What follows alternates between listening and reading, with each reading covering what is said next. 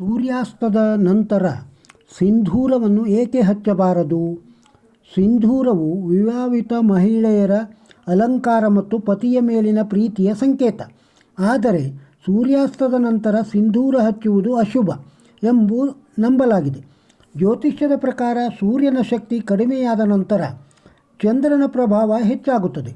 ಇದು ಶುಭ ಫಲಗಳನ್ನು ನೀಡುವುದಿಲ್ಲ. ಹಿಂದೂ ಧರ್ಮದಲ್ಲಿ ಸೂರ್ಯೋದಯದಿಂದ ಸೂರ್ಯಾಸ್ತದವರೆಗಿನ ಅವಧಿಯನ್ನು ಮಂಗಳಕರವೆಂದು ಪರಿಗಣಿಸಲಾಗುತ್ತದೆ. ಸಿಂಧೂರವನ್ನು ಅತ್ಯಂತ ಪ್ರಮುಖ ಅಲಂಕಾರವೆಂದು ಪರಿಗಣಿಸಲಾಗಿದೆ. ವಿವಾಹಿತ ಮಹಿಳೆ ಹಚ್ಚುವ ಸಿಂಧೂರ ಆಕೆಯ ಸೌಂದರ್ಯವನ್ನು ಹೆಚ್ಚಿಸುತ್ತದೆ ಎಂದು ಹೇಳಲಾಗುತ್ತದೆ. ವಿವಾಹಿತ ಮಹಿಳೆಯರಿಗೆ ಸಿಂಧೂರವು ಅವರ ಮದುವೆಯ ಸಂಕೇತವಾಗಿದೆ. ಇದಲ್ಲದೆ ಇದು ಸಂಗಾತಿಯ ಕಡೆಗೆ ಗೌರವ, ಪ್ರೀತಿ ಮತ್ತು ಸಮರ್ಪಣೆಯನ್ನು ಸಹ ತೋರಿಸುತ್ತದೆ. ಭಾರತೀಯ ಸಂಸ್ಕೃತಿಯಲ್ಲಿ ಸಿಂಧೂರವನ್ನು ಅನ್ವಯಿಸುವುದಕ್ಕೆ ಸಂಬಂಧಿಸಿದ ಅನೇಕ ನಂಬಿಕೆಗಳಿವೆ. ಇವುಗಳಲ್ಲಿ ಒಂದು ಎಂದರೆ ಮಹಿಳೆಯರು ಸೂರ್ಯಾಸ್ತದ ನಂತರ ತಮ್ಮ ಹಣೆಯ ಮೇಲೆ ಸಿಂಧೂರವನ್ನು ಹಚ್ಚಬಾರದು. ನೀವು ಸಂಜೆ ಅಥವಾ ರಾತ್ರಿ ಸಿಂಧೂರವನ್ನು ಹಚ್ಚುವಾಗ ಹಿರಿಯರು ಸಿಂಧೂರವನ್ನು ಅನ್ವಯಿಸಬಾರದು ಎಂದು ಹೇಳುವುದನ್ನು ನೀವು ಗಮನಿಸಿರಬಹುದು. ಸೂರ್ಯಾಸ್ತದ ನಂತರ ಸಿಂಧೂರವನ್ನು ಹಚ್ಚುವುದನ್ನು ಧರ್ಮಗ್ರಂಥಗಳಲ್ಲಿ ನಿಜವಾಗಿಯೂ ನಿಷೇಧಿಸಲಾಗಿದೆಯೇ?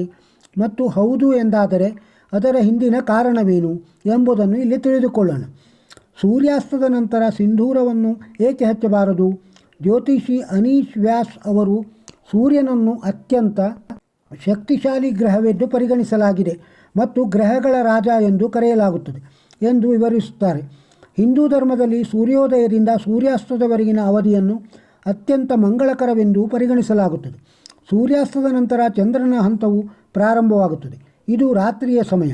ಸೂರ್ಯಾಸ್ತದ ನಂತರ ಸೂರ್ಯನ ಪ್ರಭಾವ ಕಡಿಮೆಯಾಗುತ್ತದೆ ಮತ್ತು ಚಂದ್ರನ ಪ್ರಭಾವ ಹೆಚ್ಚಾಗುತ್ತದೆ. ಆದ್ದರಿಂದ ಸೂರ್ಯಾಸ್ತದ ಮೊದಲು ಕೈಗೊಳ್ಳಲು ಸಲಹೆ ನೀಡುವ ಅನೇಕ ಧಾರ್ಮಿಕ ಆಚರಣೆಗಳಿವೆ. ಸೂರ್ಯಾಸ್ತದ ನಂತರ ಸಿಂಧೂರವನ್ನು ಹಚ್ಚುವುದರಿಂದ ಶುಭಫಲ ನೀಡುವುದಿಲ್ಲ ಎಂದು ಜ್ಯೋತಿಷಿಗಳು ಸಲಹೆ ನೀಡುತ್ತಾರೆ. ಸರ್ವಂ ಶ್ರೀಕೃಷ್ಣಾರ್ಪಣಮಸ್ತು. ಸರ್ವೇ ಜನ ಸುಖಿನೋ ಭವಂತು. ಸರ್ವೇ. ಸುಖ ದುಃಖದ ರಹಸ್ಯ. ನರ್ಮದಾ ನದಿ ತೀರದಲ್ಲಿ ಆತ್ಮಾನಂದ ಎಂಬ ಗುರುಗಳ ಆಶ್ರಮವಿತ್ತು. ಅಲ್ಲಿ ಅನೇಕ ಶಿಷ್ಯರು ಅಲ್ಲಿ ವೇದ ಪುರಾಣ ಮಂತ್ರ ಕಲಿಯುತ್ತಾ ವಿದ್ಯಾರ್ಜನೆ ಮಾಡುತ್ತಿದ್ದರು.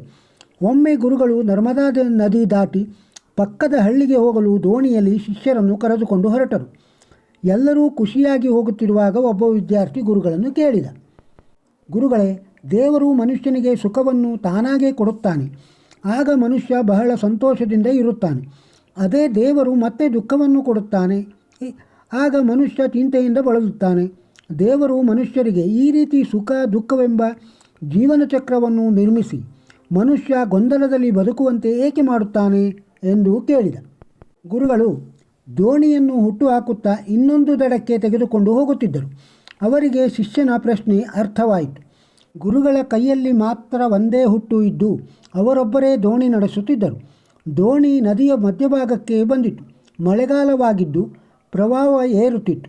ಒಂದೇ ಹುಟ್ಟು ಕೈಯಲ್ಲಿ ಇದ್ದುದರಿಂದ ದೋಣಿ ನಡೆಸಲು ಕಷ್ಟವಾಗಿ ಸರಿಯಾದ ಮಾರ್ಗದಲ್ಲಿ ತೆಗೆದುಕೊಂಡು ಹೋಗಲು ಕಷ್ಟವಾಯಿತು. ಇದರಿಂದ ಪ್ರವಾಹದ ಮಧ್ಯ ದೋಣಿ ಸಿಕ್ಕು ಸುತ್ತಲೂ ತಿರುಗುತ್ತಿರುವ ದೋಣಿಯನ್ನು ಸಮಸ್ಥಿತಿಗೆ ತರುವುದು ಗುರುಗಳಿಗೆ ಕಷ್ಟವಾಯಿತು. ಹೆದರಿದ ಶಿಷ್ಯರು, ಈ ಪ್ರವಾಹದ ಮಧ್ಯದಲ್ಲಿ ದೋಣಿ ಯಾವ ಕ್ಷಣದಲ್ಲಿ ಬೇಕಾದರೂ ಮುಳುಗುತ್ತದೆ, ಏನು ಮಾಡುವುದು ಎಂದುಕೊಂಡು ಎಲ್ಲ ಶಿಷ್ಯರು ಮಾತನಾಡಿಕೊಂಡು, ಗುರುಗಳೇ, ನೀವು ಒಂದೇ ಹುಟ್ಟಿನಿಂದ ದೋಣಿ ನಡೆಸಿದರೆ ನಾವು ದಡ ಮುಟ್ಟುವುದು ಸಾಧ್ಯವಿಲ್ಲ. ದೋಣಿಯ ಎರಡೂ ಭಾಗಕ್ಕೂ ಹುಟ್ಟು ಹಾಕಿದರೆ ಅಲುಗಾಡದೆ ಸಮಸ್ಥಿತಿಗೆ ಬಂದು ನಾವು ದಡ ಸೇರುತ್ತೇವೆ. ನಿಮ್ಮ ಬಳಿ ಇರುವ ಇನ್ನೊಂದು ಹುಟ್ಟು ನಮಗೆ ಕೊಡಿ, ನಾವು ದೋಣಿ ನಡೆಸುತ್ತೇವೆ ಎಂದರು.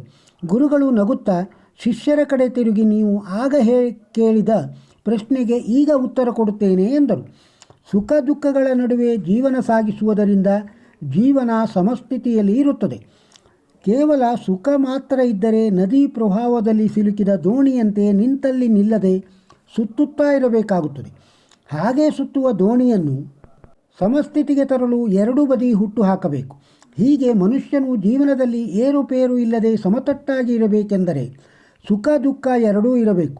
ಸುಖ ದುಃಖಗಳ ನಡುವೆ ನಮ್ಮ ಜೀವನ ನಡೆದರೆ ಸಂತೋಷ ನೆಮ್ಮದಿ ಸಿಗುತ್ತದೆ. ಕಷ್ಟ ಬಂದರೆ ಮಾತ್ರ ಸುಖದ ಅನುಭವ ತಿಳಿಯುತ್ತದೆ. ರಾತ್ರಿ ಬಂದರೆ ಮಾತ್ರ ಹಗಲಿನ ಸಂತೋಷ ಕಾಣುತ್ತೇವೆ. ಹುಟ್ಟು ಸಾವು ಇದ್ದರೆ ಜೀವನ ಏರುಪೇರಿಲ್ಲದೆ ಸಾಗುತ್ತದೆ. ಅಲ್ಲದೆ ಜೀವನ ಕಷ್ಟಗಳ ಸುಳಿಯಲ್ಲಿ ಸಿಲುಕಿದಾಗ ಸುಳಿಯಲ್ಲಿ ಸಿಲುಕದಂತೆ ಪಾರಾಗುವುದು ಹೇಗೆ ಎಂದು ಗೊತ್ತಾಗುತ್ತದೆ.